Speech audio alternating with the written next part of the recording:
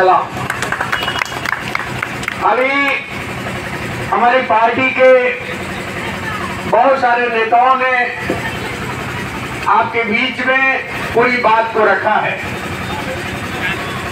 मैं बहुत कम समय में हमारे मुल्क की क्या स्थिति है, हिंदुस्तान कहां खड़ा है, इसके बारे में मैं बताना चाहूंगा। हमारे देश के प्रधानमंत्री 20 तारीख को आपके सीवान में आ रहे हैं, बगल के पचुखी में आ रहे हैं और वो आकर के बहुत सारी बात बोलेंगे।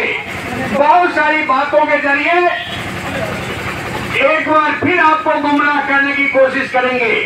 मैं कुछ बातें आपके सामने रखना चाहता हूं कि याद करिए, कश्मीर में, पहलगांव में हमारे देश के सैलानियों का आतंकवादियों के जरिए हत्याकांड रचाया गया।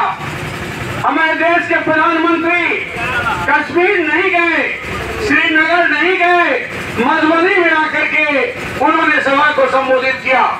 मैं आप तमाम लोगों से कहना चाहूंगा, नौजवान लोगों से कहना चाहूंगा कि मधुबनी में देश के प्रधानमंत्री का जो भाषण है, उस भाषण को सुनिए। वो क्या क्या बोल करके गए थे, क्या क्या आश्वासन देकर के गए थे और हिंदुस्तान के लोगों को उन्होंने क्या सपना दिखलाया था और उसके बाद क्या हुआ। बड़ी बड़ी बात बोल करके गए और एक अमेरिका के धमकी के सामने, ट्रंप की धमकी के सामने सारी बात को भूल गए और हमारा देश स्वतंत्र है, हमारा देश सॉवरेन कंट्री है।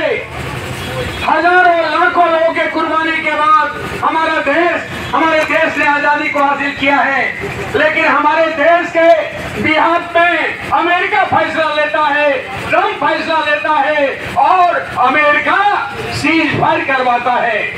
इसलिए बड़ी बड़ी बात बोलने वाले हमारे देश के प्रधानमंत्री की पहचान संपूर्ण देश में नरेंद्र मोदी की नहीं रह गई है, सरेंडर मोदी हो गए हैं। सरेंडर, अमेरिका के सामने सरेंडर, अमेरिका के सामने सरेंडर।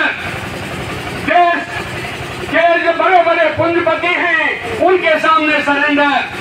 हिंदुस्तान के जनता के सवाल पर वो कहीं से भी बड़ी बड़ी बात, बड़ा बड़ा सपना दिखाया गया कि 93 देशों की यात्रा हमने की है, संपूर्ण देश में, पूरी दुनिया में हमारा डंका बज रहा है। मैं आप लोगों से पूछूंगा कि जो सबसे बड़ा आपातकाल आया, कश्मीर में जो हमले हुए, उसके बाद कोई मुल्क हमारे पक्ष में खड़ा नहीं हुआ। और अभी G7 की मीटिंग हुई है, कनाडा में G7 की मीटिंग हुई है, उस मीटिंग में हमारे देश के प्रधानमंत्री को बुलाया तक नहीं गया।